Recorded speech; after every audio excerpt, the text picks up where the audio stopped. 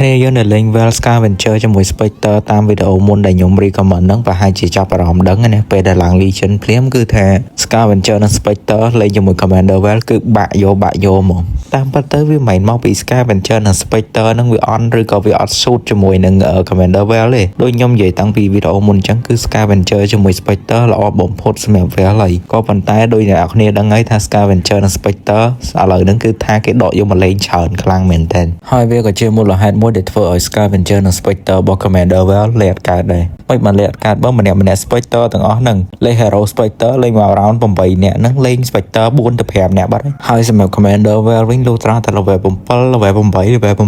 10បើយើងប្រើ skill ទៅចំណេញតែសូថា level 7 level 8 level 9 level 10អីទាន់បើធំទៅ level 6អីហ្នឹងម្នាក់ Elite កាយ2 God កាយ2យកលេងមកហីអញ្ចឹងហើយ S tier Scavenger ជាមួយ Spectre ហ្នឹងគឺត្រូវបានដកចេញហើយសម្រាប់ខ្ញុំផ្ទាល់ខ្ញុំមិនដែលយកមកលេងទេឥឡូវហ្នឹងតែបើសិនអ្នកគ្នារេងខំ Legion អីហ្នឹងអាចយកលេងបានធម្មតាក៏ព្រោះថាអត់សូវមានណាគេទៅលុកអ្នកគ្នាទេតែបើថា Legion ឡើងហើយហ៊ានតែលេងអញ្ចឹងតឹងពឹសហ្មងហើយឥឡូវហ្នឹងខ្ញុំនឹងណែនាំត្រាថ្មីសម្រាប់ Commander Well គឺ Miss Bender ជាមួយនឹង Bruiser ហើយមានគ្នាយើងប្រកាសជាឆ្ងល់ចាំមកយក Bruiser តែអីមិនយក Miss Bender ជាមួយនឹង Stargazer ហ្មងទៅតាមពិតទៅ Miss Bender ជាមួយ Stargazer ក៏វាល្អដែរក៏ប៉ុន្តែដូចយើងដឹងអញ្ចឹងថា Stargazer បើប្រៀបធៀប early game ជាមួយនឹង Bruiser វាទៅអត់រួចទេក៏ព្រោះថា season 7ហ្នឹងអីដែលយើងឃើញច្រើនគឺ Commander Lunok Commander Freya Commander Pageto សិតតែពួកវាយបាន early ទាំងអស់ដល់អញ្ចឹងបើ early យើងអត់ដែរយើងកុំសង្ឃឹមថាដល់ late អីអញ្ចឹងហើយបើតាមកំណត់ខ្ញុំ Miss Bender ជាមួយ Bruiser គឺល្អបំផុតហើយយើងមិនចាំទៅគិតអីច្រើនទេសំខាន់យកធ្វើមិនឲ្យតែបានយិនផ្កាយ3ទៅ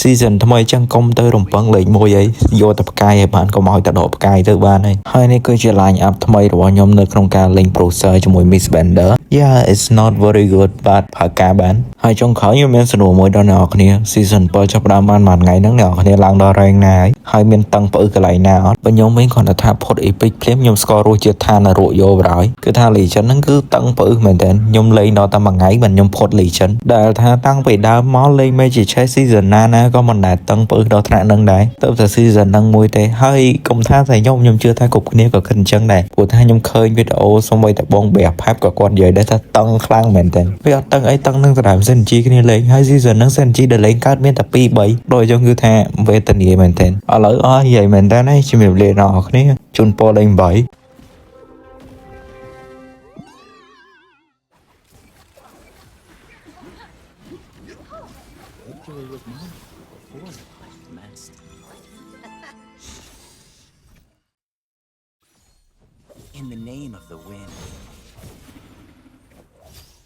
Powerful magic requires an even stronger will to wield it.